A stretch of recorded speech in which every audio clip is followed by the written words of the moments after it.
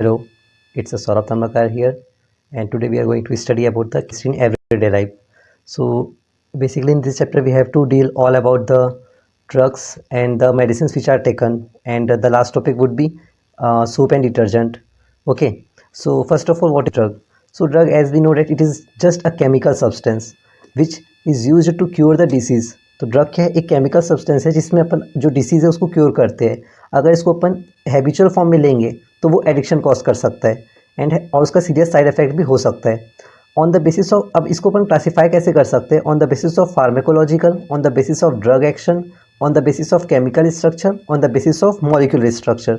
ठीक है, तो फार्मेकोलॉजिकल का एग्जांपल अपन ले सकते हैं जैसे एनाल्जेसिक. तो आपको पता होगा कि एनाल्जेसिक जो है वो क्या होता है, पेन किलिंग इफेक्ट होता है. ठीक है, फिर आता है on the basis of drug action. तो ड्रग एक्शन के अगर अपन देखेंगे तो anti histamine. Now first of all, before understanding about anti histamine, anti means as we all know against, so against the histamine. Now what is the function of histamine we have to understand. Okay, so histamine is basically a powerful vasodilator. Dilator means which expand. ठीक है, suppose जैसे ये जो blood vessels है ये normal रहता है, तो जो अपना जो हिस्टामाइन है जब वो रिलीज करता है तो वो क्या करता है, इसको डायलेट करता है. ठीक है, तो और जो कॉन्ट्रैक्ट करते हैं सिर्फ स्मूथ मसल को. स्मूथ मसल कहाँ कहाँ पर प्रेजेंट रहता है? जनरली हमारे बॉडी में ब्रोंकाई, गट्स में, और बाकी सब जो मसल्स होता है उसको रिलैक्स करता है. रिलैक्स करता है मतलब डायलेट करता है. तो हिस्टामाइन का फंक्शन क्या है? वो जनरली तो डायलेट करता है लेकिन सिर्फ कॉन्ट्रैक्ट करता है smooth muscles of a bronchi, gut and relaxes other muscles. Now against the histamine, अब ये क्या करता है, अगर ये जो है इसको एक्सपेंड कर रहा है तो एंटी हिस्टामाइन मतलब अगेंस्ट, तो उसको रिलैक्स करेगा. तो सबसे पहले तो ये होता क्या है, anti histamine it is amine group. ये क्या है, एक अमाइन ग्रुप है जो कि कंटेन करता है एलर्जिक इफेक्ट. ठीक है, ये क्या है, एक एमाइन ग्रुप है जो कि एलर्जिक इफेक्ट को कंटेन करता है. अब इसका फंक्शन क्या है, ये इंटरफेयर करता है against the natural action of histamine. Obvious सी बात है क्योंकि इसका मतलब ही क्या हुआ, एंटी मतलब अगेंस्ट. तो ये जो नेचुरल एक्शन ऑफ हिस्टामाइन होता है उसके अगेंस्ट काम करता है. कैसे काम करता है? जो हाँ रिसेप्टर जहाँ बाइंड होना चाहिए वहाँ पर जाके वो बाइंड हो जाता है. ठीक है, by binding site of receptor. Clear है? Now so what is histamine? It is a powerful vasodilator which contracts the smooth muscle of bronchi and gut and relaxes other muscles. जबकि एंटीहिस्टामाइन क्या होता है? It is an amine group containing allergic effect. इसका function क्या है? Interfere करता है natural action of histamine से. तो ये हो गया आपका on the basis of drug action के बारे में. अब अगर अपन बात करते हैं on the basis of chemical structure, तो केमिकल स्ट्रक्चर का अपन एग्जाम्पल ले सकते हैं, इट इज़ सल्फोनामाइड. ठीक है, केमिकल स्ट्रक्चर का एग्जाम्पल क्या है? सल्फोनामाइड. मॉलिक्यूलर टारगेट में ड्रग, तो drug is taken of, drugs जो है वो इंटरेक्ट करता है बायोमोलिक्यूल से. ठीक है, ड्रग्स क्या करते हैं? इंटरेक्ट करते हैं बायोमोलिक्यूल. बायोमोलिक्यूल में क्या क्या आते हैं? लिपिड, प्रोटीन, ये सब आते हैं. ठीक है, तो on the basis of molecular target में क्या होता है? ड्रग्स जो है वो इंटरेक्ट करते हैं बायोमोलिक्यूल्स. तो बेसिकली इसमें इंपॉर्टेंट आपको on the basis of drug action का है. ठीक है, केमिकल स्ट्रक्चर आप इसका स्ट्रक्चर याद रख सकते हैं. Now what is enzyme? Enzyme is just a protein. Obvious सी बात है, एंजाइम क्या है? एक प्रोटीन है जो कि परफॉर्म करता है रोल ऑफ कैटलिस्ट. ठीक है, तो जो कैटलिस्ट का जो रोल होता है वो परफॉर्म करता है. कैटलिस्ट क्या होता है? Catalyst is a substance which increases the rate of reaction by changing it's quantitatively and chemically unchanged. ठीक है, तो कैटलिस्ट मतलब जो इंक्रीज करता है रेट ऑफ रिएक्शन को. अब इंक्रीज करता है रेट ऑफ रिएक्शन मतलब टाइम पीरियड को डिक्रीज करता है. ठीक है, मतलब जिस काम को लेट से होना चाहिए था वो काम उतना ही काम काफ़ी एफिशिएंटली जल्दी हो जाएगा. इतना क्लियर है? Next is receptor. तो रिसेप्टर क्या होता है? नाम से समझ में आ रहा है, जैसे हमारे बॉडी के अंदर रिसेप्टर प्रेजेंट होते हैं स्किन्स में, अगर कोई पिंच करता है तो अपने को फील होता है, वैसे रिसेप्टर्स एंजाइम ये सब में भी होते हैं. तो रिसेप्टर क्या है? बेसिकली एक प्रोटीन है जो कि क्रूशियल होता है to communicate the system in the body. ठीक है, जो कि इंपॉर्टेंट होता है हमारे बॉडी में कम्युनिकेट करने के लिए. कैरियर प्रोटीन, कैरियर नाम से समझ में आ रहा है, जो कैरी करता है. तो प्रोटीन जो कैरी करता है पोलर मॉलिक्यूल को अक्रॉस द सेल मेम्ब्रेन. ठीक है, प्रोटीन जो कैरी करता है पोलर मॉलिक्यूल को अक्रॉस द सेल मेम्ब्रेन. तो ये हो गया एंजाइम, रिसेप्टर और कैरियर के बारे में. अब अपन पढ़ते हैं कैरियर एक्शन कैसे होता है. तो इसका दो फंक्शन, दो तरीके से जो एंजाइम है वो कैरी कर सकता है. पहला, जो होल्ड करता है सबस्ट्रेट को. सपोज ये एंजाइम है तो ये एंजाइम का जो ये वाला साइट है इसको बोलेंगे एक्टिव साइट. ठीक है, और सबस्ट्रेट है तो एंजाइम क्या करता है? सबस्ट्रेट को होल्ड करके रखता है. दूसरा फंक्शन, ये फंक्शनल ग्रुप प्रोवाइड करता है जहाँ से वो अटैक करेगा सबस्ट्रेट को. तो पहला फंक्शन क्या है? Hold the substrate. दूसरा एक ऐसा फंक्शनल ग्रुप प्रोवाइड करता है जहाँ पर जो सबस्ट्रेट है वो अटैक हो सके। ठीक है, अब आता है अपना drug enzyme interaction. So what is drug enzyme interaction? जैसे अपन एंजाइम रिसेप्टर कॉम्प्लेक्स बोलते हैं, तो वैसे ड्रग एंजाइम, तो सबसे पहले क्या करता है, ड्रग जो है वो कॉम्पीट करता है नेचुरल सबस्ट्रेट को। सपोज जैसे ये फिर से एंजाइम हो गया, अब ये और ये जो है सबस्ट्रेट है, तो सबस्ट्रेट के जैसे ही ड्रग दिखेगा और ये जो ड्रग है वो इसके साथ कॉम्पीट करेगा सबस्ट्रेट के साथ, और फिर ये यहाँ पर जाके बाइंड कर देगा। ठीक है, क्योंकि वो इसके साथ कॉम्पीट कर रहे हैं, तो ड्रग क्या करता है, पहला कॉम्पीट करता है, तो इस तरीके से वो जाके जुड़ सकता है। और दूसरा एक एलोस्टेरिक साइट, मतलब कोई डिफरेंट जगह से जाके जो है ड्रग अटैक कर सकता है। तो दो टाइप से वो अटैक कर सकता है, पहला उसको कॉम्पीट करके, और दूसरा एलोस्टेरिक साइट, मतलब कहीं किसी और जगह से जाके। तो इससे इफेक्ट क्या होता है, वो जो शेप ऑफ एक्टिव साइट है उसको चेंज कर देता है। ऑब्वियसली पता है, अगर कहीं और तरफ से अगर अटैक करेगा तो इसका शेप जो है वो चेंज होगा ही होगा। ठीक है, क्लियर है इतना। अब receptor as a drug target, तो रिसेप्टर एज अ ड्रग, तो अपने को पता था रिसेप्टर क्या है, प्रोटीन होता है जो कि हमारे जो सेल मेम्ब्रेन है वहाँ पर प्रेजेंट होता है। तो it is a protein which is crucial for communication system in the body located in the cell membrane. अब ये सपोज ऐसे ये सेल मेम्ब्रेन है, तो सेल मेम्ब्रेन का जो आउटर साइड होता है उस तरफ आपका एक्टिव साइट प्रेजेंट होता है। इसमें सिर्फ इतना ही पढ़ना था यार। ठीक है, अब आता है अपना मेन टॉपिक्स। सबसे पहले टाइप्स ऑफ ड्रग, तो डिफरेंट टाइप के ड्रग हो सकते हैं, जिसमें सबसे पहला एंटासिड है। तो एंटासिड क्या करता है, न्यूट्रलाइज करता है एक्सेस एसिड को। एंटा मतलब क्या होता है, अगेंस्ट, तो अगेंस्ट द एसिड। तो जो हमारा बॉडी में जैसे अपने को अगर सपोज स्टमक एक हो जाता है तो क्या करते हैं अपन, एंटासिड का यूज़ कर सकते हैं। तो इसमें एग्जांपल याद रख सकते हो, CR, सेमेटाइडिन और एनिटाइडिन। देन कम्स एंटीहिस्टामाइन, इसको अपन एंटी एलर्जिक भी बोलते हैं। एंटीहिस्टामाइन अपन पढ़ चुके क्या होता है। ठीक है, एंटीहिस्टामाइन क्या होता था, हिस्टामाइन जो होता है वो डायलेट करता है, जबकि एंटीहिस्टामाइन जो है वो उसको रिलैक्स करता है। तो एंटी एलर्जिक, सबसे पहले आपको ये पता होना चाहिए एलर्जी मतलब क्या होता है। एलर्जी जो है कि एग्जैगरेटेड रिस्पॉन्स होता है टू इम्यून सिस्टम। ठीक है, तो जो हमारा इम्यून सिस्टम जो है जब इधर उधर बिगड़ जाता है, ठीक है, या जब हमारा इम्यून सिस्टम किसी एक पर्टिकुलर स्टिमुलस के अगेंस्ट कुछ हाइपर सेंसिटिव रिस्पॉन्स प्रोड्यूस करते हैं, इसको बोलते हैं एलर्जी। ठीक है, तो exaggerated response to immune system is called as allergy. तो एंटी मतलब अगेंस्ट द एलर्जी, तो अपन क्या लिख सकते हैं, BT, ब्लूटूथ। ये ब्लूटूथ नहीं है, याद रखना। B मतलब होता है ब्रोमोफेनिरामाइन, और T से टर्फिनाडिन, इसको अपन सेल्डेन इफेक्ट भी बोलते हैं। क्लियर है, तो एंटासिड में CR, एंटीहिस्टामाइन में BT। फिर न्यूरोलॉजिकली एक्टिव ड्रग, तो न्यूरोलॉजिकली एक्टिव ड्रग अगर अपन देखेंगे तो पहलाता है ट्रैंक्विलाइजर्स। तो ट्रैंक्विलाइजर्स जो होता है वो जनरली अपन कब यूज़ करते हैं, स्ट्रेस, फैटिग और डिप्रेशन, ये सब के लिए। ठीक है, तो जो IP जैसे IT सेक्टर बोलते हैं, तो वैसे आप याद रख सकते हो, या पाई भी याद रख सकते हो, PI। ठीक है, तो P से क्या हो जाएगा, फिनेलाजाइन, और I से इप्रोनाजिड। ठीक है, तो एंटीहिस्टामाइन का एग्जांपल क्या था, एंटासिड का एग्जांपल CR, एंटीहिस्टामाइन का BT, ट्रैंक्विलाइजर्स का IP। देखो T से याद रख सकते हो, T को थोड़ा ऐसे और करोगे तो I बन जाएगा, IP। ठीक है, एंटीहिस्टामाइन में BT, इसमें T आ रहे हैं तो BT याद रख लेना।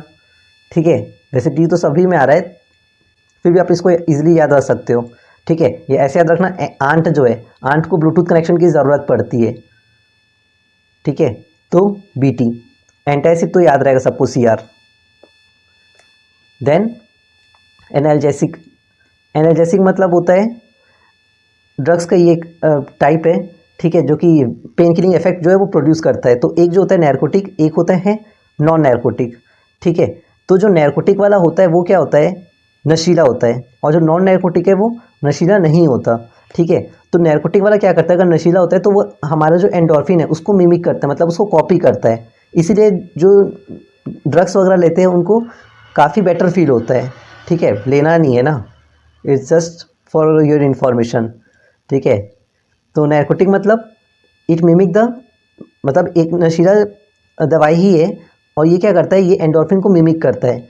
एक्यूट पेन रिलेटेड सर्जरी है, इसको अपन कब लेते हैं, जब हम लोग को एक्यूट पेन होता है, मतलब काफ़ी ज़्यादा पेन होता है, मतलब मॉडरेट से लेके सीवियर पेन तक होता है, तब अपन इसको यूज़ करते हैं। ठीक है, इसका एग्जांपल है हीरोइन और कोडीन। ठीक है, जबकि नॉन नैरकोटिक क्या होता है, जो नशीला नहीं होता, इसको सिर्फ अपन पेन कंट्रोल करने के लिए और इन्फ्लेमेशन को कंट्रोल करने के लिए करते हैं। इसको जैसे यहाँ पर एक्यूट पेन था, वैसे यहाँ पर अपन पेन को ट्रीट करते तो है, लेकिन माइल्ड से मॉडरेट तक का। क्लियर है। माइल्ड से मॉडरेट तक का इसको अपन क्लियर करते हैं। इसका एग्जांपल क्या है, एस्पिरिन। तो नैर्कोटिक का हीरोइन और कोडीन, और नॉन नैर्कोटिक का aspirin. Then comes anti microbial. तो माइक्रोबियल मतलब क्या होता है, माइक्रोब्स, माइक्रोब्स में जिसमें बैक्टीरिया फंगई ये सब, ठीक है। तो एंटी मतलब अगेंस्ट, तो अगेंस्ट द जो बैक्टीरिया फंगई होते हैं इसको अपन बोलते हैं एंटी माइक्रोबियल, ठीक है। तो इसमें अपन एंटीबायोटिक जो होता है वो क्या करता है, या तो किल करेगा या तो इनहिबिट मतलब रोकेगा ग्रोथ ऑफ माइक्रोब्स को, ठीक है। या तो रोकेगा या फिर किल करेगा ग्रोथ ऑफ माइक्रोब्स को। तो सबसे पहला पेनिसिलिन जो है वो एंटीबायोटिक जो है वो पेनिसिलिन बाई अलेक्जेंडर फ्लेमिंग ने उन्होंने इसको इंट्रोड्यूस किया था, ठीक है। अब ये दो टाइप के हो सकते हैं, एक होता है बैक्टीरियोसाइडल, एक होता है बैक्टीरियोस्टैटिक। तो जो बैक्टीरियोसाइडल वाले जो होते हैं, ठीक है, अब नाम से ही समझ में आ रहा है।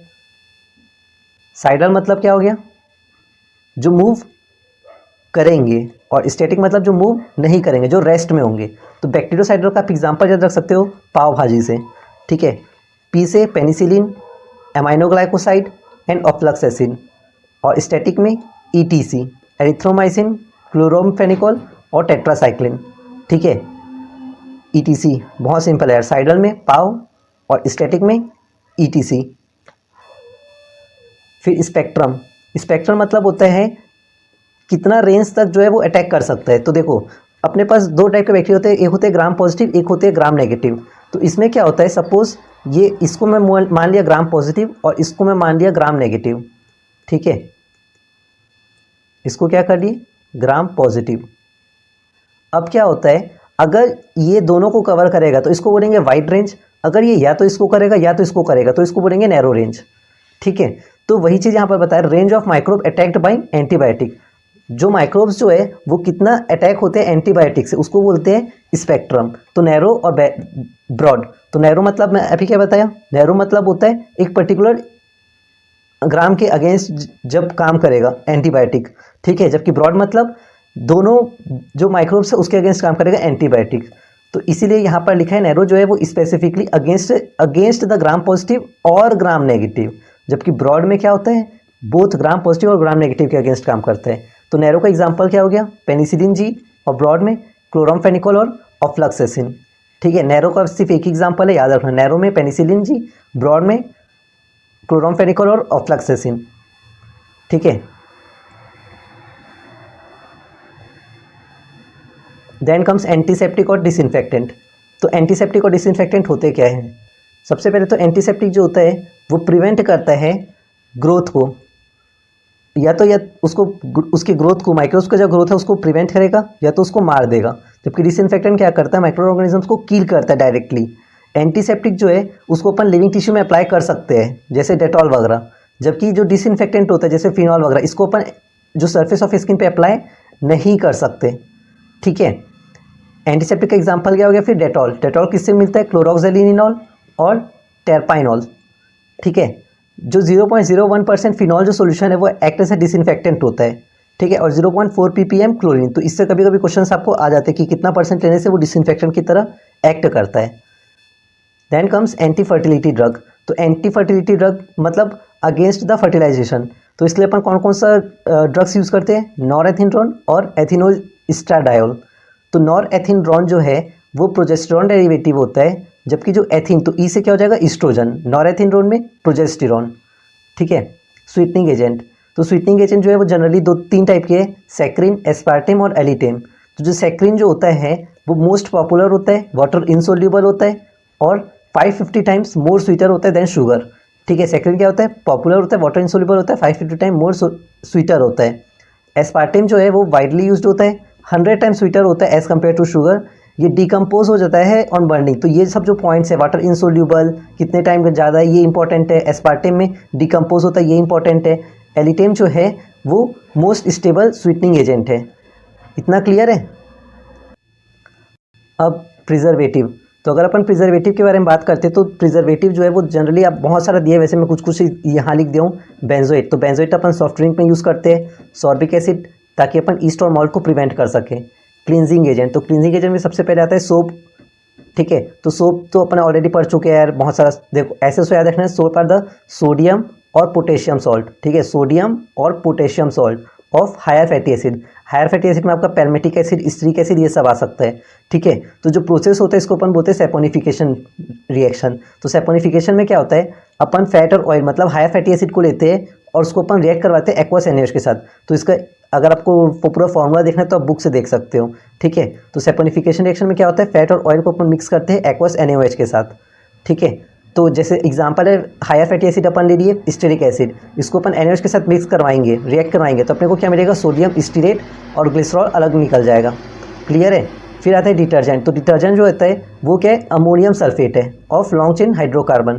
3 टाइप का हो सकता है, एनायोनिक, कैटायोनिक और नॉन आयोनिक। तो नॉन आयोनिक वैसे दिया नहीं होता और इतना इंपॉर्टेंट होता भी नहीं है, जिसमें कोई आयन नहीं होता उसको बोलेंगे नॉन आयोनिक। एनायोनिक में जिसमें लार्ज पार्ट जो होता है वो क्या होता है, एनायोनिक। कैटायोनिक में क्या होता है, जिसमें लार्ज पार्ट कैटायोनिक होता है। ठीक है, तो एनायोनिक में क्या होता है, सोडियम सॉल्ट होता है, किसका, सल्फोनेट का। एनायोनिक में क्या होता है, sodium salt of sulphonate long chain alcohol. जबकि कैटायोनिक में क्या होता है, अमोनियम सॉल्ट ऑफ अमाइन होता है, ए कैटायन में होगा। एनायन में sodium salt of sulfonate.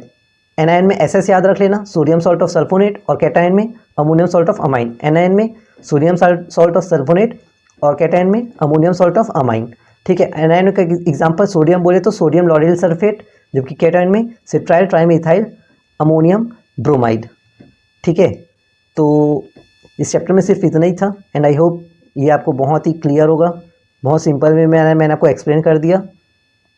So enjoy your day, keep revising and get prepared for your examination.